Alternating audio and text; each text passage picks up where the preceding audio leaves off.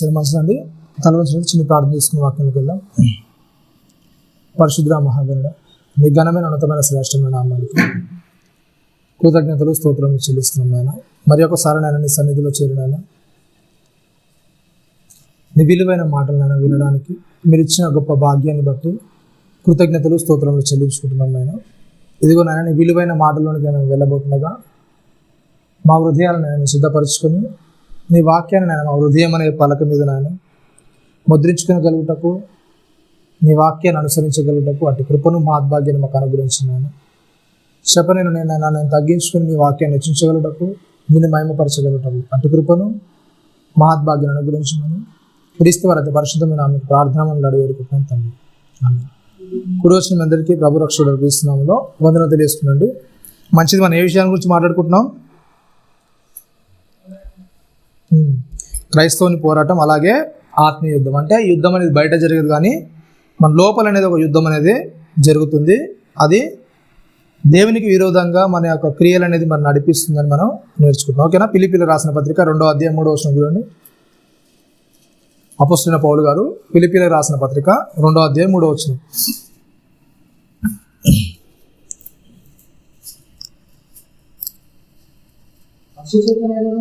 ఏంటంటే కక్ష చేతనైనను వృధా అతిశయం చేతనైనను ఏమీ చేయక వినయమైన మనస్సు గలవారై ఒకనికంటే ఒకడు తనకంటే యోగ్యుడని ఎంచుచు ఏం చేయాలంట చెప్తున్నాడు అక్కడ అపోస్తలుడైన పౌలు గారు ఫిలిప్పీ సంఘానికి రాస్తూ ఒక మాట చెప్పారు. ఏంటంట కక్ష చేతనో వృధా అతిశయం చేతనో ఏమీ చేయొద్దు, కానీ వినయ మనస్సు గలవారై ఒకరినొకడు తనకంటే యోగ్యుని ఏం చేయాలంట? ఎంచుకోవాలి. ఏం చెప్తున్నాండి అంటే మన ఆత్మీయతలో ఉండే బలహీనత ఏంటంటే అవతల వారిని మనకంటే ఏం చేస్తాం చెప్పండి? ఏం చేస్తాం? తక్కువ చూపు చూస్తాం, లేకపోతే చిన్న చూపు చూస్తుంటాం. అంటే మనమే బలవంతులము, మనమే చాలా గొప్ప వాళ్ళము అనే దాంట్లోనికి, అంటే ఆత్మీయులుగా వచ్చిన మనము, క్రీస్తులోనికి నడిపించబడుతున్న మనలో ఉన్న బలహీనత ఏంటంటే ఏమని చెప్తున్నాడు? కక్ష చేతను వృధాతిశయం చేతను ఏమైపోతుందంట? మనిషిలో ఏం పెరిగిపోతుంది చెప్పండి? కక్ష, అలాగే వృధాగా అతిశయం, అంటే నాకు ఉంది అనే డంబం అనేది మనిషిలో పెరిగిపోయి ఏం చేస్తున్నాడు? ఒక మనిషిని సాటి మనిషిలాగా దూరలేకపోతున్నాడు. అంటే వాడు నాలాంటి వాడే, లేకుంటే వాడు నాలాంటి రక్త మాంసాలు కలిగిన వాడే, వాడు నాలాంటి ఆలోచనలు కలిగిన వాడే అని మనిషి ఏం చేస్తున్నాడంటే అర్థం చేసుకోలేక ఏం చేస్తున్నాడంట?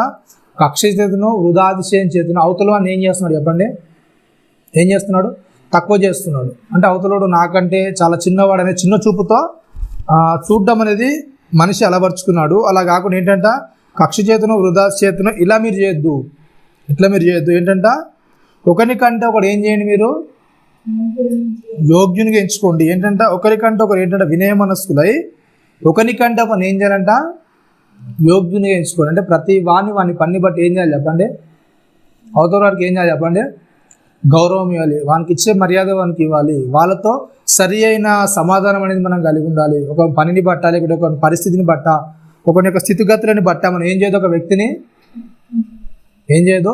కించపరచొద్దు. ఆ వ్యక్తి యొక్క ఏదో మనసులో పెట్టుకుని, ఏదో గొడవ అనేది మనసులో పెట్టుకొని ఆ వ్యక్తిని కించపరచడానికి కానీ, నలుగురు ముందు అవమానపరచడం కానీ, ఇట్లాంటివి ఏంటంట ఏం చేయదు చెప్పండి? అలాంటివి ఎప్పుడు కూడా మనం చేయడానికి ప్రయత్నం చేయొద్దు. కానీ క్రైస్తవులుగా మరి ఇలాంటి ఆత్మీయత అనేది మనలో ఉందా? ఏ వ్యక్తి కూడా మన మనసులో ఉంచుకోకుండా కక్షలు, ఆ క్రోధము, అలాగే వృధాగా అతిశయించడం, అతనికంటే నేను గొప్పవాడిని అనే వృధాగా అతిశయించే తత్వం అనేది ఇంకా మనలో ఉందా చెప్పండి? అట్లాంటివి ఉంటే చెప్తున్నాడు అపోస్తలుడైన పౌలు గారు, వినయ మనస్సు గలవారు ఒకరికొకరు ఏం చేయండి చెప్పండి? గౌరవించుకోండి. ఒకరికొకరు ఏం చేయండి? తనకంటే యోగ్యునిగా ఎంచుకోండి. ఎందుకంటే ఒక వ్యక్తి చేయాల్సిన పని అనేది మనం ఏం చేయాలని చెప్పండి? అవునా కదా? ఒక వ్యక్తికి ఇచ్చిన తలాంతో ఆ వ్యక్తి మాత్రమే చేయగలుగుతాడు, ఇంకో వ్యక్తి ఏం చేయలేడు, దాన్ని చేయలేడు. అవునా కదా? అట్లాంటి దాన్ని బట్టి నేను చేయలేను కనుక ఆ వ్యక్తిని ఏం చేయాలి చెప్పండి? ఏం చేయాలి? గౌరవించాలి. అవునా కదా? సరే, మీకు అర్థం కావడానికి ఒక ఉదాహరణ చెప్తాను. మామూలుగా డ్రైనేజీలు అనేది క్లీన్ చేస్తారు, అవునా కదా? అవునా? డ్రైనేజ్ అనేది క్లీన్ చేస్తున్న వాళ్ళు ఎలా చూస్తారు చెప్పండి? మీరు ఎట్లా చూస్తారు? మీ డ్రైనేజీలో మీరు క్లీన్ చేసుకుంటారా? మరి చేస్తారా? ఒకవేళ క్లీన్ చేయకుండా మీ పరిస్థితి ఏంటి?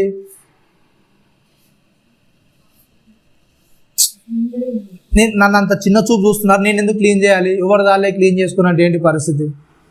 అవును కదా, అది మీరు చేసిన వ్యర్థమే, మీ వల్ల అంతా జామ్ అయిపోయింది. అట్లాంటప్పుడు నేను ఎందుకు చేయాలి దాన్ని? నేను అలా దిగినందుకు నన్ను చిన్న చూపు చూస్తున్నారు, నన్ను ఒక నీచమైన వానిగా చూస్తున్నారు. అట్లాంటప్పుడు నేనేం చేయాలి? ఆ పని నేను వేరే పని చేసుకుంటాను. అవునా కదా, పనులు భూమి మీద కర్రులేవా? అవునా, ఏ వ్యక్తి చేసే పనులు చాలా ఉన్నాయి. అవునా కదా, అలాంటి పని నేను ఎందుకు చేయాలి? అవునా కదా, నీ పని నువ్వే చేసుకుంటే మన పరిస్థితి ఏమవుతుంది అప్పుడు? అవునా కదా, అంటే ఒక వ్యక్తిని ఆ వ్యక్తి స్థితిని బట్టి, లేకపోతే అతని పరిస్థితిని బట్టి, అతని పనిని బట్టి ఎప్పుడైతే మనము గౌరవించకుండా ఆ వ్యక్తిని కించపరిచే విధానంలోకి వెళ్ళిపోతామో, అట్లాంటి దాన్ని బైబిల్ ఏమంటుందంటే వృధాతిశయము. ఓకేనా, అది వృధాతిశయం అంటే నువ్వు వేస్ట్గా దాన్ని బట్టి అతిశయపడతావు. అంటే నీకున్న జాబుని బట్టో, నువ్వు చేసే దాన్ని బట్టి ఏం చేస్తున్నావు చెప్పండి? నువ్వు దాన్ని బట్టి వానికంటే నేను గొప్ప స్థాయిలో ఉన్నానులే, వానికంటే నేను మంచి పొజిషన్లో ఉన్నానులే అనే దానిలోనికి నువ్వు ఎప్పుడు కూడా ఏం చేయొద్దంట, అట్లా హెచ్చించుకోవడానికి ఎప్పుడు కూడా ఏం చేయొద్దు చెప్పండి, ఇష్టపడద్దు. ఒక వ్యక్తిని పనిని బట్టి కానీ, అతని మర్యాద విషయంలో, అతన్ని చూసుకునే విధానంలో ఎప్పుడు కూడా ఏం చేయొద్దంట, కించపరిచే పరిస్థితుల్లోనికి ఎప్పుడు కూడా మనము వెళ్ళొద్దు అని చెప్తున్నాను. ఏంటంటే కక్ష చేతనను, వృధాతిశయం చేతనను ఏమీ చేయక వినయ మనస్సు గలవారే ఒకరినొకడు ఏం చేయాలంట, తనకంటే యోగ్యుని ఏం చేయాలి చెప్పండి? ఆ వ్యక్తిని ఏం చేయాలి? ఎంచుకోవాలి. అవతల వ్యక్తిని ఏం చేయాలి చెప్పండి? యోగ్యంగా ఎంచుకోవాలి. ఒక వ్యక్తిని అవతల కంటే గౌరవం, అంటే నేను ఆ పని చేయలేను కనుక ఆ వ్యక్తిని ఏం చేయాలి చెప్పండి? గౌరవించాలి. ఆ వ్యక్తిని గౌరవపూర్వకంగా మనం మర్యాద చేయడానికి, అలా క్రమంగా నడవడానికి బైబిల్ అనేది సెలవిస్తుంది. తప్ప ఒక వ్యక్తితో మనం దురుసుగా, లేకుంటే ఒక అవమానకరంగా ఎప్పుడు కూడా మాట్లాడడానికి మనం అలాంటి సాహసం అనేది ఎప్పుడు కూడా చేయొద్దు. అంటే ప్రతి వ్యక్తితో కూడా ఎలా ఉండాలి చెప్పండి? ఒక సమాన భావం అనేది కలిగి ఉండాలి. చాలా జాగ్రత్తగా అవతల వ్యక్తితో ప్రవర్తించే విధానం అనేది మనలో ఏం చేసుకోవాలి? పెంపొందించుకో. అవతల వ్యక్తిని చిన్న చూపు చూడడానికి ఎప్పుడు కూడా వీలేదు. రోమిలో రాసిన పత్రిక 12వ అధ్యాయం 10వ వచనం ఒకసారి చూడండి. రోమిలో రాసిన పత్రిక 12వ అధ్యాయం 10వ వచనంలో 9వ వచనం నుంచి చదవండి ఒకసారి. 9 నుంచి చదువుతాడు బాగుంది. ఎలా ఉండాలంట? మీ ప్రేమ నిష్కపటమైనదే ఉండవలను, చెడ్డదాన్ని అసహించుకొని మంచిదాన్ని ఏం చేయండి? అద్దుకొని ఉండాలంటే ఏం చేయాలంటే చెప్పండి? మన ప్రేమ ఎలా ఉండాలంట? నిష్కపటమైనది. నిష్కపటమైనది అంటే ఓకేనా, ఇంకా దానికి ఇంకా చాలా మీనింగ్స్ ఉంటాయి. అవునా కదా, నిష్కపటం అంటే కపటం లేదు. ఇంకా ఆ లోపల ఒకలా బయట ఒకలా. ఇంకా అవునా, నిష్కపటం అంటే ఏంటండి? ఇంకా కపటం లేకుండా, లోపల ఒకలా బయట ఒకలా లేకుండా. ఇంకా ఇంకెలా ఉండడం నిష్కపటం అంటే ఏంటి చెప్పండి? ఇంకేంటి చెప్పండి? ఎవరిలో కూడా ఏంటంట, ఏది కూడా మనము ఆశించకుండా. ఇంకా ఏంటి చెప్పండి? నిష్కపటం అంటే కపటం లేకుండా అని చెప్పారు. లోపల ఒకటి బయట ఒకటి లేకుండా చెప్పారు. ఇంకేంటి చెప్పండి? ఏది కూడా ఆశించకుండా. ఇంకేం చేయగలుగుతాం ఇంకా నిష్కపటం అంటే? ఇంకెలా ఉండడం నిష్కపటం అంటే? ఓకేనా, అంటే ఒక వ్యక్తిలో నిష్కపటంగా ఎప్పుడైతే దేవునిలో మనం ఉన్నామని మనం తెలుసుకుంటామో, దేవునితో మనం నడుస్తున్నామని తెలుసుకుంటామో, ప్రతి విషయాలు మనం ఏం చేస్తాం చెప్పండి? నిష్కపటంగా ప్రవర్తించడం. అంటే నిష్కపటంగా మనం ప్రవర్తిస్తాం. అంటే ప్రతి వ్యక్తితో కూడా ఎలా ఉంటాం చెప్పండి? ఎట్లుంటాం? నిష్కపటంగా. అంటే ప్రతి వ్యక్తితో కూడా, ఒకవేళ నీకు ఇష్టమైన వ్యక్తి అక్కడ ఉంటే ఎలా చేస్తావో, నీకు ఇష్టం లేని వ్యక్తినా సరే ఏం చేస్తావు చెప్పండి? నిష్కపటం అంటే ఏంటంటే, నీకు ఒకవేళ ఇష్టమైన వ్యక్తి ఉన్నాడు, ఆ వ్యక్తికి ఎలా అయితే సేవ చేస్తావో, వ్యక్తికి ఎలా అయితే పరిచర్య చేస్తావో, అట్లాగే నీకు ఇష్టం లేని వ్యక్తి, నీ శత్రువు ఉన్నా సరే ఏం చేయాలి చెప్పండి? ఏం చేయాలి? నీ శత్రువు ఉన్నా, నీకు నచ్చని వ్యక్తి ఉన్నా, ఎప్పుడైతే అలా చేస్తావో దాన్ని ఏమంటారు చెప్పండి? నిష్కపట. ఎలాంటి కల్మషం లేని వ్యక్తి అంటారు. అవునా కదా, నీకు నచ్చిన ఒక విధంగా ట్రీట్ చేసి, నీకు నచ్చని ఒక విధంగా ట్రీట్ చేస్తే అది నిష్కపటం ఎలా అవుతుంది? అవునా కదా, నీకు నచ్చిన వ్యక్తినేమో చాలా బాగా మంచిగా చూస్తూ, నీకు నచ్చని వ్యక్తి దూరం పెట్టేస్తే నిష్కపటం ఎట్లయితే చెప్పండి? అవునా కదా, రైట్. బైబిల్ ఏమని చెప్తుందంటే, ప్రతి వాని విషయాలు ఎలా ఉండాలంట? మనం మీ ప్రేమ నిష్కపటమైనది ఉండాలి. చెడ్డదాన్ని ఏం చేసుకోవాలంట?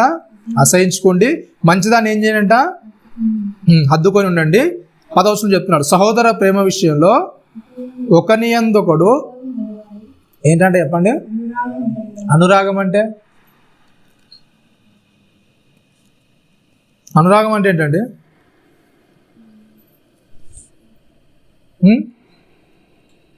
అనురాగం అంటే ఏంటిది? సహోదర ప్రేమ విషయంలో ఒకని యందు ఒకటి ఏంటంట అనురాగం. అనురాగం అంటే బంధాలు, బంధుత్వాలు, బాంధవ్యాలు ఇవన్నీ కూడా ఏంటి చెప్పండి, ఏంటిది అనురాగాలు అంటారు. అంటే మనకున్న బంధాలు, బంధుత్వాలు వీటన్నిటిని కూడా ఏమంటారు చెప్పండి, అనురాగాలు. ఓకేనా. దీని విషయంలో మాట్లాడుతూ సహోదర ప్రేమ విషయంలో ఒకని యందు ఒకటి ఏంటంట అనురాగం గలవారు. అంటే అనురాగం గలవారు అంటే ప్రతి బంధానికి కూడా ఏం చేయాలి చెప్పండి, ఏం చేయాలి, అవునా కదా. ప్రతి బంధానికి కూడా ఏం చేయాలంట, ఏం చేయాలి, విలువ ఇవ్వాలి. అంటే ప్రతి బంధానికి కూడా మనం ఎలా ఇవ్వాలి వాళ్ళకు. మనకి ఏ చిన్న బంధం కానీ ఆ బంధానికి ఎలా ఉండాలి చెప్పండి, నిష్కపటంగా వారితో నడుచుకోవడానికి మనం ప్రయాసపడాలి. ఓకేనా. ప్రతి బంధువుతో కానీ మనకు తెలిసిన ప్రతి వారితో కానీ అనురాగంగా ఉండాలి. అంటే వాళ్ళతో ప్రేమతో కలిసిమెలిసి ఉండడానికి ఏం చేయాలి, మనం ప్రయత్నిస్తూనే ఉండాలి. ప్రతి వారితో ఏం చేయాలి, ప్రేమ కలిగి మెదులుతూనే ఉండాలి. ఓకేనా. మరి ఇట్లాంటి విషయాల్లో ఎంతవరకు మనం ఉంటున్నాం చెప్పండి. సహోదర ప్రేమ విషయాలు ఏంటంట ఒకరిని యందు ఒకరు ఏం చేయాలంట అనురాగాలు. అంటే ప్రతి వారితో కూడా ఏం చేయాలి చెప్పండి, మన బంధం అనేది, మన ఐక్యత అనేది, మన సమాధానం అనేది ప్రతి వారితో ఏం చేసుకోవాలి, మనం ఏం చేసుకోవాలి, దాన్ని ముందుకు తీసుకెళ్ళడానికి ప్రయత్నించుకోవాలి తప్ప దాన్ని తెంపుకోవాలని ఎప్పుడు కూడా ఏం చేయదు, మనం ప్రయత్నం అనేది చేయదు. ఓకే. ఇంకా ముందుకెళ్ళి మాట్లాడుతున్నాడు. ఏంటంట ఘనత విషయాలు ఏంటంట మరలా ఫిలిప్పీలో రాసిన దాంట్లో మరలా రోమాలో కూడా చెప్తున్నారు. ఏంటంట ఘనత విషయాలు ఒకరినొకరు ఏం చేసుకోవాలంట, గొప్పగా చూసుకోండి. ఒకరినొకరు ఏం చేసుకోవాలి చెప్పండి, వాళ్ళ యొక్క స్థాయిని బట్టి, వాళ్ళ యొక్క స్థితిగతుని బట్టి ఎప్పుడు కూడా తక్కువ చేయడానికి ప్రయత్నం చేయొద్దు. ప్రతి వారు తమను ఏం చేసుకోండి చెప్పండి, గొప్పగా ఎంచుకోండి. అవునా కదా. అట్లా ఎంచుకోవడం వల్ల చాలా మంచిదని చెప్తున్నాడు. రైట్. ఇంకా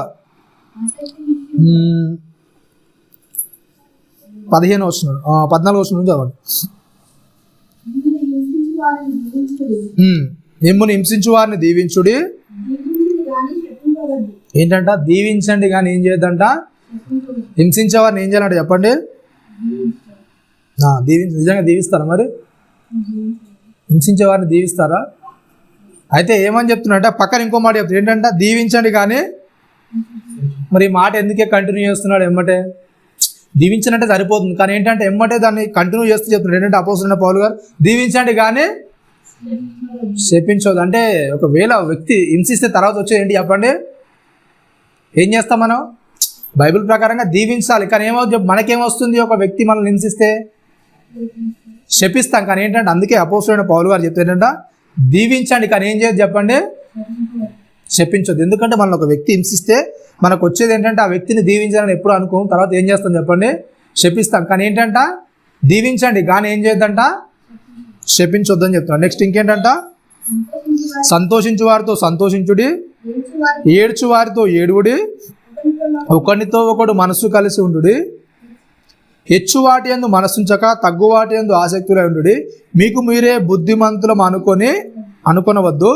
కీడుకు ప్రతి కీడు ఎవరికి చేయవద్దు, మనుషులందరి దృష్టికి యోగ్యమైన దాన్ని గూర్చి ఆలోచన కలిగి ఉండుడి, శక్యమైతే మీ చేతనంత మటుకు సమస్తమైన మనుషులతో ఏం చేయాలంట సమాధానంగా ఉండుడి. ప్రియులారా మీకు మీరే పగ తీర్చుకొనక దేవుని ఉగ్రతకు చోటీయుడి, పగ తీర్చుట నా పని, నేనే ప్రతిఫలం ఇత్తును అని ప్రభు చెప్పుచున్నాడు అని రాయబడి ఉన్నది. కాబట్టి నీ శత్రువు ఆకలి కొని ఉంటే అతనికి ఏంటంట భోజనం పెట్టి, దప్పిగొని ఉంటే దాహమిమ్ము, అలాగు చేయుట అతనిని తల మీద నిప్పులు కుప్పులుగా పోయిదువు, కీడు వలన జయింపబడక మేలు చేతి ఏంటంట కీడును జయించాలి. ఏమని చెప్తున్నాడు చెప్పండి, చాలా జాగ్రత్త ఉండి ఒక వ్యక్తిని ట్రీట్ చేయాలి. అంటే ఒక వ్యక్తితో మనం నడుచుకునే విధానంలో చాలా జాగ్రత్తగా ఉండాలని చెప్తున్నాడు. ఓకేనా. అలాగే మత్తయి సువార్త యేసుక్రీస్తు వారు చెప్పిన మాటలు చూడండి ఒకసారి. మత్తయి సువార్త 5వ అధ్యాయం 21వ వచనంలో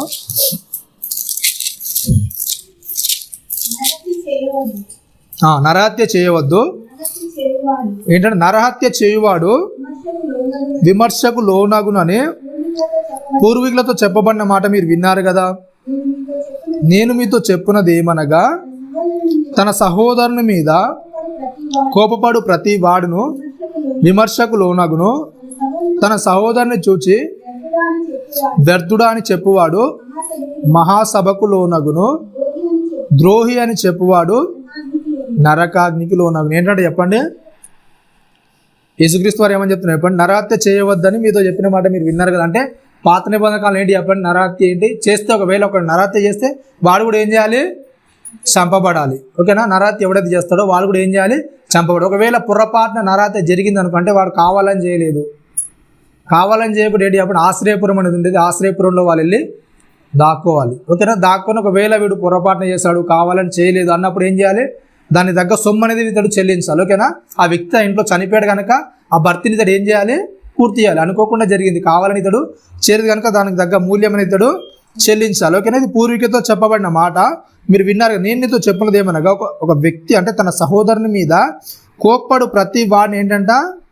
విమర్శకు లోనవుతాడు. అంటే ఫుట్ నోట్లో రాయబడింది ఏంటంట? సహోదరుని మీద అని ఫుట్ నోట్లో రాయబడింది. ఏంటంటే చెప్పండి, నిర్నిమిత్తముగా. అంటే ఊరికైనా ఒక వ్యక్తి మీద కోప్పడితే ఆ వ్యక్తి ఏం చేస్తారంటే చెప్పండి? విమర్శకు లోనవుతాడు. ఊరికైనా మీరు ఎలా కోప్పడతారు చెప్పండి? ఊరికైనా కోప్పడే సందర్భాలు ఏమైనా ఉన్నాయా మీకు? తన సహోదరుని మీద ఊరికైనా కోప్పడే సందర్భాలు ఏమైనా ఉన్నాయా? ఉన్నాయా లేవండి? ఇప్పుడు మాట్లాడుతున్నాం. ఓకేనా? సడన్గా కరెంట్ పోయిందంటే ఏం చేస్తారు చెప్పండి? ఏం చేస్తారండి? దరిద్రుడు ఎంతసేపు ఉన్నాడు, ఇప్పుడు ఏం చేశాడు చెప్పండి? కరెంట్ తీసేసిన. అవునా కదా? అంటే వాడిని ఏమైనా తప్పు ఉందా పాపం? అంటే నీకేమన్నా కీడు చేస్తాడు అతను, కానీ ఏం చేస్తున్నావు? నిర్నిమిత్తంగా ఏం చేస్తున్నావు వ్యక్తి మీద? అవునా? కోప్పడి అతను ఏం చేస్తున్నావు? నువ్వు తిడుతున్నావు. అవునా కదా? అంటే నువ్వు ఏమవుతావు అట్లాంటి అప్పుడు?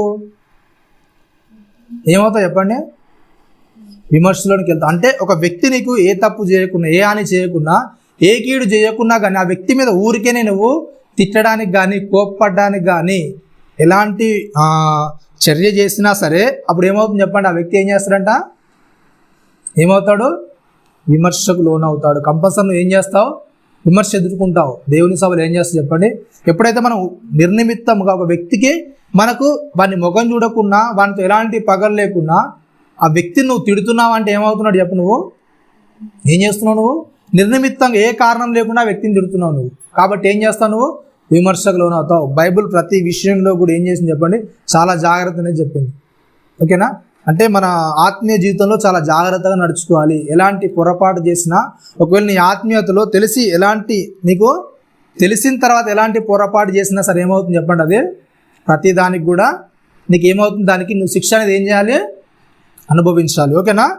విమర్శకు ఏం చేస్తాడు? ఉచిత అంటే ఊరికేనే వాని మీద ఒకవేళ నిర్నిమిత్తంగా కోప్పడితే ఏం చేస్తాడు? వాడు విమర్శకు లోనవుతాడు. నెక్స్ట్ ఏంటంటే ఇంకా తన సహోదరుని చూచి ఏంటంటే వ్యర్థుడా అని చెప్పువాడు ఏంటంటే చెప్పండి? తన సహోదరుని చూసి ఏంటంట? వ్యర్థుడా అని చెప్తే ఏం చేస్తారంట? మహాసభకు లోనవుతాడు. అంటే తన సహోదరుని చూసి దేనికి పనికిరాని వాడు, అంటే పనికిరాని వాడిని దేవుడు సృష్టిలో తీసుకొస్తాడు చెప్పండి? అవునా కదా? అంటే వాని వల్ల ఏదో ఒక ప్రయోజనం, అంటే దేవునికే ఇష్టం. అవునా కదా? వాని భూమి మీద తీసుకురావడానికి, భూమి మీద వాడు ఉండడానికి దేవునికి ఇష్టమైనప్పుడు నీకెందుకు అంత బాధ? ఆ వ్యక్తిని విమర్శించడానికి నీకెందుకు అంత బాధ? ఒక వ్యక్తిని చూసి నువ్వు దేనికి పనికిరాని వాడవు, పనికి మాలిన వాడవని తిట్టడానికి నీకు ఏం హక్కు ఉంది? అవును కదా? ఆ వ్యక్తి నువ్వు ఊరికి ఎందుకు తిడతావు? ఒకవేళ నీకు అంటే నీకు పనికొచ్చే పని చేయలేడేమో. అవునా కదా? నువ్వు చెప్పిన పని చేయట్లేడేమో. అవునా? వానికంటే ఏదో టాలెంట్ ఉంటుందా? ఉండదా? అంటే వానికంటూ సపరేట్గా ఏదో ఒక టాలెంట్ అనేది ఉంటుంది. దానిలో వాడు ఏం చేస్తాడు? ఉత్తీర్ణ. అలాంటి దాన్ని బట్టి నీకు పనికి రావట్లేదని, అంటే నీ సొంత అభిప్రాయాన్ని బట్టి వాడిని పనికి మాలినవాడు ఎలా దూషిస్తావు? నువ్వు వాడు ఏ పని చేయడానికి ఎలా దూషిస్తావు? అవునా కదా? చాలా విషయాలు మనం ఏం చేస్తాం అంటే ఏదైనా పని చేయడం అనుకోని ఏం చేస్తాం చెప్పండి? ఏ పని చేత కాదు వీడు ఉత్తే ఏమంటారు మొద్దు. అవునా కదా? వీనికి ఏ పని చెప్పినా కానీ ఏ పని కూడా ఏం చేయడు చెప్పండి? చేయడం. అవునా? చాలా విషయాలు మనం ఏం చేస్తాం? ఒక వ్యక్తిని ఏం చేస్తాం? తిడుతూ ఉంటాం, దూషిస్తూ ఉంటాం, ఆ వ్యక్తిని తక్కువ చేస్తుంటాం. అవునా కదా? ఇట్లాంటి పరిస్థితుల్లో కూడా బైబిల్ ఏమని చెప్తుంది చెప్పండి? తన సహోదరుని చూసి ఏం చేద్దంట? వ్యర్థుడు అన్న, దేనికి పనికి రాని వాడు అని నువ్వు ఎప్పుడు కూడా ఏం చేయదు? నోట్లో నుంచి ఏం చేయదు చెప్పండి? రావద్దు. అంటే పనికిరాని వాడు, దేనికి కూడా పనికిరాని వ్యక్తి అని మనం ఎప్పుడు కూడా ఏం చేయొద్దు? ఒక వ్యక్తిని చిన్న చూపు చూడొద్దు. ఆ వ్యక్తిని తక్కువ చేయడానికి ఎప్పుడు కూడా మన ప్రయత్నం అనేది చేయొద్దు. వ్యర్థులు అని ఎప్పుడు కూడా అనొద్దంట. వాడు ఏం చేస్తున్నాడు? ఒకవేళ అలా అంటే ఏమవుతారంట? మహాసభకు లోనవుతాడు. నెక్స్ట్ ఏంటంట, ద్రోహి అని చెప్పువాడు ఏంటంటే చెప్పండి, ద్రోహి అని చెప్పువాడు ఏంటంటే చెప్పండి, ఏం చేస్తారంట, నరకాగ్నికి లోనవుతాడు. ఒకవేళ ద్రోహి అని నువ్వు చెప్పావనికి ఎక్కడికి వెళ్తావంట, ఒక వ్యక్తి గురించి వెళ్తారు. ఎక్కడికి వెళ్తారు చెప్పండి? ద్రోహి అని చెప్పడం అంటే ఏంటి చెప్పండి? ఒక వ్యక్తి గురించి మీకు సరి అయిన సమాచారం కానీ, అంటే సరి అయిన వాళ్ళ గురించి ఏమీ తెలియకున్నా సరే ఎవరో ఒకరు ఏదో పుకారు నీకు చెప్పారనుకోండి, అవునా కదా, ఏ వ్యక్తి ద్వారా నువ్వు ఏదో విన్నావు, ఆ వ్యక్తి గురించి అతని యొక్క క్యారెక్టర్ గురించి నీకు ఏమీ కూడా తెలియదు, నువ్వు దగ్గరుండి ఆ వ్యక్తి గురించి ఏది కూడా చూడలేవు, ఎవరో చెప్పిన మాటను బట్టి, ఎవరో నీకు చేరవేసిన మాటను బట్టి ఆ వ్యక్తి ఇలాంటి వాడన్ను ఆ క్యారెక్టర్ని అంత ఒక వ్యక్తి కూసావు అనుకోండి, అంతర్ వ్యక్తిలో కూసావు అనుకోండి, అవునా కదా, ఆ వ్యక్తి గురించి నీకు ఏం తెలియదు, అవునా కదా, అతను నువ్వు ముఖాముఖి పరిచయం లేదు, అతనితో నీకు సహవాసం లేదు, అట్లాంటి విషయాల్లో ఆ వ్యక్తి గురించి ఏం తెలియకున్నా సరే ఆ వ్యక్తి మీద ఒక చెడ్డ ముద్ర వేయడానికి నువ్వు ఎప్పుడైతే ప్రయత్నం చేస్తావు నువ్వు ఏమవుతావు చెప్పండి? నరకాగ్నికి వెళ్ళిపోతావు కంపల్సరీ. ఓకేనా? ఒక వ్యక్తి గురించి నీకు సమాచారం కరెక్ట్గా లేనప్పుడు, ఒక వ్యక్తి గురించి నీకు కరెక్ట్ ఏది తెలియనప్పుడు ఆ వ్యక్తి గురించి ఏం చేయొచ్చు చెప్పండి? నోరు జారొద్దు, నోరు జాగ్రత్తగా ఉండాలి. ఒక వ్యక్తితో మనకు పర్సనల్ డేటా ఏం లేనప్పుడు, ఆ వ్యక్తికి సంబంధించిన ఏ విషయాలు మన దగ్గర లేనప్పుడు అప్పుడు ఏం చేయాలి చెప్పండి? వదిలేసి ఆ వ్యక్తి గురించి ఏం చేయొద్దు మనం మాట్లాడదు. ఎవడో చెప్పిన దాన్ని బట్టి ఎవరో ఏదో చెప్పారని ఆ వ్యక్తిని 10 మందికి ఏం చేయొద్దు, మనం చెడు చేయడానికి ప్రయత్నం చేయొద్దు. ఓకేనా? ఆ వ్యక్తి గురించి చెడుగా ప్రచారం చేయడానికి ఎప్పుడు కూడా ఏం చేయొద్దు, కంకణం కట్టుకోద్దు. అవునా? ఒక వ్యక్తి గురించి ఏదో ఒక విషయం తెలిసిందనుకోండి, అంటే ఏమవుతుందంటే చాలామందికి ఎలా ఉంటుందంటే, ఒక వ్యక్తి గురించి ఏదైనా చిన్న గాసిప్ అనేది వచ్చిందనుకో, అంటే తెలియని మాటలు తేని ఉంటాయి కదా, అలాంటి మాటలు ఏమైనా వచ్చాయనుకోండి, చోలబడ్డా అనుకోండి, వీళ్ళు ఏం చేస్తారు చెప్పండి? అది ఎంతవరకు వాస్తవం, ఎంతవరకు అబద్ధం, అదంతా కూడా ఏది పట్టించుకోరు. అవును కదా? ఏం చేస్తారు? ఒకదానికి ఇంకొకటి యాడ్ చేసి ఏం చేస్తారు, అవతల వ్యక్తులకు ఏం చేస్తారు చెప్పండి? ఆ పుకార్లు అనేది రేపుతూ ఉంటారు. అవునా? అవతల వ్యక్తి మీద లేనిపోని మాటలన్నీ కూడా ఆ వ్యక్తి మీద చెప్తూ అతడు ఒక ద్రోహిగా, అతడు ఒక చెడ్డ వ్యక్తిగా ఏం చేస్తారు, చిత్రీకరించడానికి ఎక్కువ ప్రయత్నం చేస్తారు. ఆ వ్యక్తి మంచివాడు కాదు, ఈ వ్యక్తి ఫలానా వ్యక్తి అని ఏం చేస్తారు, అతన్ని ముద్రించడానికి ఏం చేస్తారు, ఆ వ్యక్తి చెడ్డవాడని చూపించడానికి ఏం చేస్తారు చెప్పండి? చాలా ప్రయత్నాలు చేస్తారు. అంటే మనకు తెలియని విషయాల మీద ఎప్పుడు కూడా ఏం చేయదు, మనం అలా చెడు ప్రచారం చేయడానికి ఎప్పుడు కూడా ఇష్టపడదు. ఒకవేళ అట్లాంటి విషయాలు మనం ఎప్పుడైనా చేస్తే ఏమవుతామంట, ఏం చేస్తాం చెప్పండి? తెలియని విషయాలు నీకు తెలుసు అన్నట్టు, నేను చూసాను అన్నట్టు, నీ దగ్గర నుంచి అంతా కూడా విన్నాను అన్నట్టు ఎప్పుడైతే నువ్వు ప్రచారం చేస్తావో నువ్వు కంపల్సరీ ఎడికెళ్తావు చెప్పండి? ఎడికెళ్తావు? డైరెక్ట్ ఏంటి చెప్పండి? నరకాన్ని. అంటే ఒక వ్యక్తి మీద నీకు తెలియని విషయాల్లో చాడే చెప్పడానికి కానీ, కొండాలు చెప్పడానికి కానీ, ఏదైనా విషయంలో నీ సహోదరుని ఇబ్బంది పెట్టడం కానీ ఎప్పుడైనా చేసామనుకో ఏంటి చెప్పండి? కన్ఫామ్ ఎక్కడికి వెళ్తారు? ఎక్కడ చెప్పండి? ఇక రూట్ అనేది కన్ఫర్మ్ ఎక్కడికి? నరకానికి. ఒక వ్యక్తి మీద చెడు ప్రచారం ఎప్పుడైతే నీకు తెలియకుండా మొదలు పెడతావో, నేను వెళ్ళే దారి ఏంటి చెప్పండి? నరకానికి కంపల్సరీగా వెళ్తావు నువ్వు. ఎప్పుడైతే నీ సహోదరుని ఓర్చుకోలేక ఒక వ్యక్తిని బట్టి ఎప్పుడైతే నువ్వు అట్లా విమర్శలోనికి దిగుతావో, ఎప్పుడైతే ఆ వ్యక్తిని ఇబ్బంది పెట్టడానికి నువ్వు పురికొల్పబడతావో కంపల్సరీ ఎక్కడికి వెళ్తావు? నరకానికి వెళ్తావు. 23వ వచనం పోయిన ఆదివారం చదువుకునేది చూడండి. ఇంకా చెప్తున్నాడు 23వ వచనం, పోయిన ఆదివారం చదువుకునే విషయాలు కొద్దిగా ముందుకు వెళ్దాం మళ్ళీ. కావున నీవు బలిపీఠం వద్ద అర్పణ అర్పించుండగా ఏంటంటే నీ మీద నీ సహోదరునికి విరోధం ఏమైనా కలదని, ఏంటండి నీ మీద నీ సహోదరునికి ఏంటంట ఏమైందంట? విరోధం ఏమైనా కలదని అక్కడ నీకు జ్ఞాపకం వస్తే ఏంటంటే చెప్పండి? ఒకవేళ నీకు ఎలా అయినా చెడ్డతలపులు ఉన్నాయనుకోండి ఎవరి మీద, ఓకేనా? అంటే ముందు మనం చదువుకున్నాగా ఫిలిప్పీల రాసిన పత్రికలో కక్ష చేతనేను ఉదార్చేయం చేతనే ఏంటంట ఎవరిని కూడా ఏం చేయదంట, ఇబ్బంది పెట్టదని చెప్పాడు కదా. అట్లాంటి ఆలోచనలు ఏమైనా నీ హృదయంలో మిగులుతున్నాయనుకోండి, వాడికంటే నేను గొప్ప, వాడి నాకంటే తక్కువ, ఇట్లాంటివన్నీ నీ హృదయాల్లో ఒకవేళ మెదులుతున్నాయి అనుకోండి, ఒక వ్యక్తిని బట్ట ఇంకేదో పరిస్థితిని బట్ట నీకు లోపల అవన్నీ కదులుతున్నాయి అనుకోండి, ఏం చేయాలి చెప్పండి? అట్లాంటి పరిస్థితుల్లో ఏం చేయాలంట? ఆ వ్యక్తి నాకంటే తక్కువ వాడు, ఓకేనా? ఇట్లాంటివన్నీ పరిస్థితులు ఒకవేళ గుర్తొచ్చాయి అనుకోండి, అప్పుడు ఏం చేయాలంటే ఫస్ట్కి వెళ్ళి ఏం చేయాలండి? మొదట వెళ్ళి నీ సహోదరునితో ఏం చేయాలంట?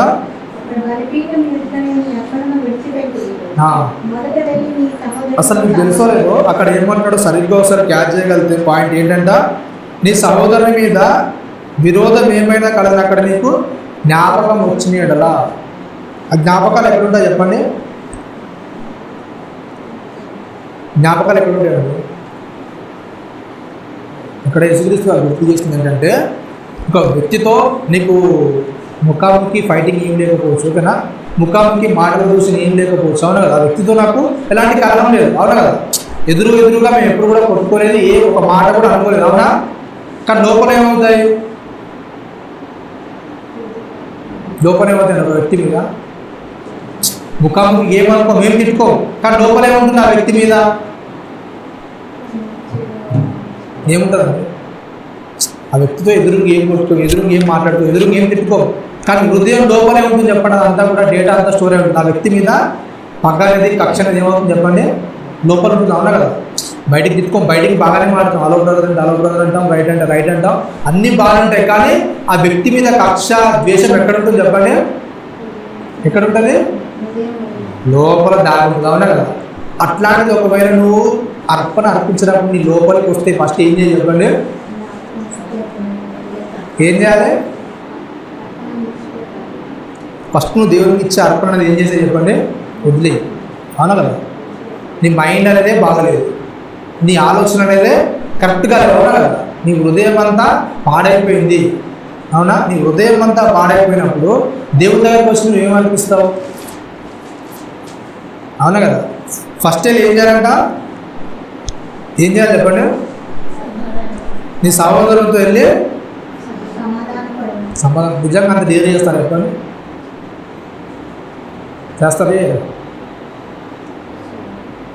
చేస్తారని చేయరండి? నా హృదయంలో నీ మీద ఇలాంటి తప్పుడు ఆలోచనలు ఉన్నాయి, నేను ఇలా అనుకున్నాను, నన్ను క్షమించు అని ఒక వ్యక్తి దగ్గరికి వెళ్ళి అడుగుతారా మీరు? అడుగుతారా లేదండి? మీకు తెలుసలేదో ముఖం ముంగట పిడితేనే, ముఖం ముంగట కొడితేనే ఆ వ్యక్తి ఒకవేళ మన తప్పున్నా, ఆ వ్యక్తి తప్పున్నా మనం వెళ్ళి క్షమిస్తాను అడగం. అడుగుతారా కదా? నిజంగా అడుగుతారా మీరు? కొట్టుకున్నా సరే ఒకవేళ తప్పు వాంతో మనకు పర్లేదు, నేనే తగ్గేస్తాను అనుకుంటారా? నిజంగా కొట్టుకుంటే అట్లాంటిది నీ హృదయంలో నీ మైండ్లో వస్తే ఆ మైండ్ని బట్టి నేను ఇలా అనుకున్నాను పొరపాటుగా, నా మైండ్ అని క్షమించని అడుగుతారు చెప్పండి? అసలు మనం ఏమనుకున్నా ఆ వ్యక్తికి తెలియదు, అవునా కదా. తెలుస్తుంది కదా. నువ్వు మంచిగా అనుకుంటాడు, నువ్వు అతనితో మంచిగా అనుకుంటావు, కానీ హృదయంలో ఆలోచన అతను తెలియవు. ఆ హృదయ ఆలోచనను బట్టి ఒక వ్యక్తి నువ్వు క్షమించని అడుగుతావు చెప్పండి? అడుగుతారా కదా. కానీ యేసుక్రీస్తు ప్రభువారు ఏమని చెప్తున్నారు చెప్పండి? ఒకవేళ నీ జ్ఞాపకంలో కనుక అట్లాంటి ముద్రలు ఉంటే, నీ జ్ఞాపకంలో ఒక వ్యక్తి మీద అలాంటి చెడు ఆలోచనలు ఉంటే ఫస్ట్ ఏం చేయాలి చెప్పండి? ఏం చేయి? ఆ వ్యక్తితో సమాధానం పడ ఫస్ట్గా, అవునా కదా. అంటే ఆత్మీయతలో నడవడం అంటే ఏంటంటే మనం చాలా ఈజీ అనేసుకుంటూ అవడం కదా. ఆత్మీయతలో వెళ్ళడం అంటే దేవుడి పక్షంగా ఉండడం అంటే, దేవుడితో నడవడం అంటే చాలా సులువుగా ఉంటాం. కానీ ఏంటంటే ప్రతి దాన్ని కూడా ఏం చేస్తారు? దేవుడు ఏం చేస్తారు చెప్పండి? ప్రతి దాన్ని కూడా పరీక్షిస్తారు మనలో, అవునా కదా. ఇజ్రాయెల్ 40 సంవత్సరాలు ఊరికే నడిపించలేదు, అవునా కదా. ప్రతి దాన్ని కూడా వాళ్ళు ఏం చేశాడు? శోధించాడు, పరిశీలించాడు. వాళ్ళంతా కూడా పరిశీలించి చూస్తే వాళ్ళు ఇద్దరు మాత్రం ఏం చేశారు? కానానికి వెళ్ళారు, అవునా. ఇద్దరు మాత్రమే కానానికి వెళ్ళారు. అట్లాంటి పరిస్థితుల్లో మనల్ని కూడా అంటే వాళ్ళకు పాపం ఇదంతా కూడా లేదు, అవునా కదా. ఇంత ఆజ్ఞత అంటే ఏంటి? అప్పుడు యేసుక్రీస్తు వారు అప్పటికి లేరు, అవునా కదా. ఇదంతా కూడా వాళ్ళకి అంత తెలియదు, అవునా. ప్రవక్తలు అందరూ కూడా ఎవరు వచ్చి మాటలు చెప్పలేదు, వాళ్ళకి ఇంత జ్ఞానం అనేది లేదు, అవునా కదా. ఇంత పరిశోధించే జ్ఞానం అనేది వాళ్ళకి ఇవ్వబడలేదు అప్పుడు, అవునా. మరి నీకు ఇంత ఇవ్వబడిన తర్వాత కూడా, ఇవన్నీ చదువుతున్న తర్వాత కూడా నిన్ను విమర్శ చేసుకోకుండా, నిన్ను పరిశోధించుకోకుండా, నిన్ను సరి చేసుకోకుండా ముందుకెళ్తే ఏంటి మన పరిస్థితి మరి, అవునా కదా. ఎంతో జ్ఞానం అనేది మనకి ఇవ్వబడుతుంది, ఎంతో అనేది మనకు ఆల్రెడీ రాసి పెట్టారు, అవునా కదా. ఇలా ఉంటే నువ్వు పరలోకం వెళ్ళవు, పరలోకం చేరవు అని చాలా మాట అనేది మనకు రాయబడుతుంది. అట్లాంటప్పుడు రాయబడిన మాట ప్రకారంగా మళ్ళీ మనం తగ్గించుకోకుండా ఉదాసీన చేతను, అక్షయ చేతను మనం ముందుకెళ్తే ఏంటి చెప్పండి మన పరిస్థితి, అవునా కదా. ప్రతి దాన్ని కూడా ఏం చేయాలి చెప్పండి? ఏం చేయాలంట? చాలా జాగ్రత్తగా మనము పరిశోధించుకోవాలి. కావున బలిపీఠం మీద అర్పణ అర్పించుడుగా నీ మీద నీ సహోదరునికి ఏమైనా విరోధం కలదని అక్కడ జ్ఞాపకం వచ్చినలా. ఇంకోటి ఏంటంటే చెప్పండి, ఒకవేళ నువ్వు చేసిన క్రియని బట్టి నీతో మంచిగానే మాట్లాడుతున్నావు, కానీ ఆ వ్యక్తికి నీ మీద కోపం ఉండొచ్చు. అవునా కదా? ఏదో నువ్వు చేసిన పని బట్టో నువ్వు ఏదో దాన్ని బట్టి ఆ వ్యక్తికి నీ మీద కోపం ఉంటే అయినాగా నువ్వేం చేయాలి? అయినా ఏం చేయాలి చెప్పండి? నీ కోపం ఉన్నా నువ్వే సమాధాన పడాలి. అవతల వ్యక్తికి నీ వల్ల కోపం వచ్చినాక నువ్వే ఏం చేయాలి? ఏం చేయాలి చెప్పండి? నువ్వే వెళ్ళి సమాధానం పడాలి అవతల వ్యక్తితో కూడా. ఒకవేళ నా మీద కోపం ఏమైనా ఉందా నేను బట్టి క్షమించాను, ఏం చేయాలి? మనమే ఏం చేయాలి చెప్పండి? తగ్గే స్థాయిలోకి మనం ఎప్పుడు కూడా అలాంటి పరిస్థితుల్లోకి ఎప్పుడైతే మనం తగ్గించుకొని వెళ్తామో అప్పుడు ఏం చేస్తాం చెప్పండి? చాలా జాగ్రత్తగా వెళ్తాం. ఇప్పుడు వెళ్దాం ఫిలిప్పీయులకు రాసిన పత్రిక 2వ అధ్యాయం 3వ వచనంలో.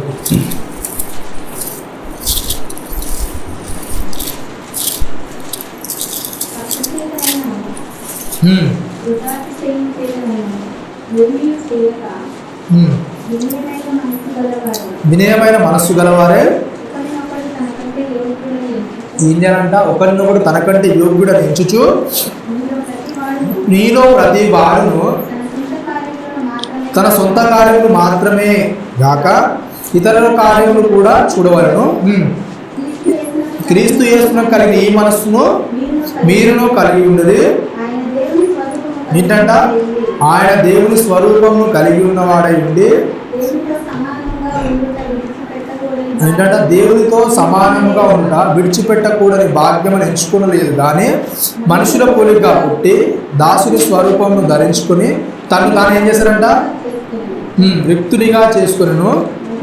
మరియు ఆయన ఆకారము మనుషునిగా కనబడి మరణం పొందినంతగా అనగా సిలువ మరణం పొందినంతగా విధేయత చూపినవాడే తను తాను ఏం చేశారంట? తగ్గించుకున్నాడు. ఏం చేశారంట చెప్పండి?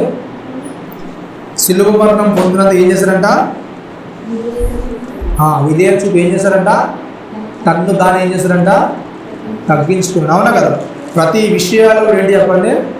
అవును కదా? ఫస్ట్గా అక్కడ రాయబడింది ఏంటంటే ఆయన దేవుని స్వరూపం కలిగి ఉండి దేవునితో సమానంగా ఉండే భాగ్యాన్ని ఏం చేశారంట? విడిచిపెట్టేసి మనుషుల కొరకు వచ్చారు. అవునా కదా? అట్లాంటి సందర్భాలు మనుషులు నానా మాట్లాడుతుంటే నానా విధాలుగా అతను తింటుంటే మన దేవునితో సమానంగా ఉన్న వ్యక్తి ఏం చేశాడు చెప్పండి? ఏం చేశాడు? భరించాడు, సహించాడు. వాళ్ళ విషయాలు ఇలాంటి కల్మషం లేకుండా నిష్కల్మషంగా అతడు ముందుకెళ్ళాడు. అవునా కదా? ఇట్లాంటి విషయాలు మనం క్రీస్తును ధరించుకున్న మనం ఎలా ఉండాలి? అవునా కదా? చిన్నపాటి విషయాలకు మన హృదయాలు ఏదో కల్మషాన్ని నింపేసుకొని అవతల వ్యక్తులతో మనం కల్మషంగా ఉంటే ఏమవుతుంది చెప్పండి? అవునా కదా? అంత విరోధంగా ప్రయత్నం చేసిన అంత విరోధంగా అంటే క్రీస్తుకు విరోధంగా ఉన్నా సరే ఏం చేశాడు? అతను సిలువ మరణం పొందినంతగా విధేయత చూపాడు. అంటే ప్రతి వ్యక్తితో కూడా ఏం చేస్తాడో విధేయత కలిగి ఉన్నాడు. అవతల వ్యక్తి ఎలాంటి కక్షలు కానీ క్రోధాలు కానీ పెంచుకోవడానికి ఎప్పుడు కూడా ఇష్టపడలేదు. అవునా కదా? తను చంపుతున్నప్పుడు ఏం చేస్తారు ఎప్పుడు? తండ్రి ఏం చేస్తున్నారో వీళ్ళకు తెలియదు. అవునా కదా? నిజంగా ఒక వ్యక్తి కోరుకుంటే వీనికి ఏం తెలియదో ఏం చేస్తలేదని తెలియదు అనుకుంటాం చెప్పండి. మనం కొడుకుంటాం అంటే మీకు హింసించే వారిని ఏం చేయాలంట? దీవించండి. నిజంగా దీవిస్తాను చెప్పండి. ఒక వ్యక్తి మన మీదికి వస్తే ఏం చేస్తాం చెప్పండి? మనం భరించలేదు, సహించలేదు. కానీ క్రీస్తు కలిగిన మనసు ఏంటంటే చెప్పండి? ఏంటి చెప్పండి? అంటే తను తాను ఏం చేస్తున్నాడు? తగ్గించుకున్నాడు. ప్రతి విషయాలు కూడా తను తాను తగ్గించుకొని ముందుకు వెళ్ళాడు. కాబట్టి క్రైస్తవ భక్తి అనేది మనల్ని మనం హెచ్చించుకోవడము, వృధాశయము బ్రతకడం కాదు. అవునా? ఆత్మీయ యుద్ధం అనేది ఏంటి చెప్పండి? మనల్ని మనము తగ్గించుకోవడం. ప్రతి విషయాల్లో మనం ఏం చేసుకోవాలి? తగ్గించుకుంటున్నాం. అంటే క్రీస్తు కలిగిన ఈ మనసుని మనం ఏం చేసుకోవాలి? భరించుకోవాలి. ఎప్పుడైతే మనం ఇట్లాంటి విషయాల్లో ముందుకు వెళ్తుంటామో ప్రతి వ్యక్తితో కూడా ఏం చేస్తాం? మనం సమాధానంగా ఉంటాం, ఐక్యంగా ఉంటాం. అవునా కదా? అట్లాంటి పరిస్థితులు ఎప్పుడు కూడా మనం ముందుకు వెళ్ళాలని కోరుకుంటూ చిన్న మాటలు ముగిస్తుంది. తల ఉంచుకొని ప్రార్థించుకున్నాం. పరిశుద్ధుల మహాగణ మీ ఘనమైన ఉన్నతమైన శ్రేష్టమైన నామానికి కృతజ్ఞతలు స్తోత్రములు చెల్లిస్తున్నాను. ఇదిగోనైనా మా ఆత్మీయులైనా కుటుంబట్టుగానైనా ముందుకు వెళ్తున్నాయినా సమాధానాన్ని బంధించేదినైనా మీరు చూపించే ప్రేమను ఐక్యత కలిగినైనా మేమందరం నాయన హృదయానికి కావలిగా ఉంచుకోవచ్చు. నీలో నాయన ముందుకు సాగగలుగుటకు నాయన నీలో అంతకంతకు నాయన పరిపూర్ణులుగా అవ్వగలుగుటకు మీకు ఆత్మ సహాయాన్ని మాకు అనుగ్రహించింది. ప్రతి వారి నైనా వినయ మనస్సు కలిగిన ఆయన ఉన్నతంగా క్రీస్తు చూపిన మార్గాన్ని ఆయన మేము ప్రతిరోజు నేర్చుకోగలుగుటకు ఆయన సమాజంలో చూపించగలుగుటకు అటు ధైర్యాన్ని ఆయన మీ కృపను మాకు అనుగ్రహించిన ఆయన జరగనున్న పాఠంలో బలంలో ఉన్నాను తోడుగా ఉండి మీరు మహిమకరంగా జరిగారు కృపను మార్గాన్ని మాకు అనుగ్రహించిన క్రీస్తు వారి అతి పరిశుద్ధులు నా ప్రార్థనలను జరుగుతున్నాను అందరికీ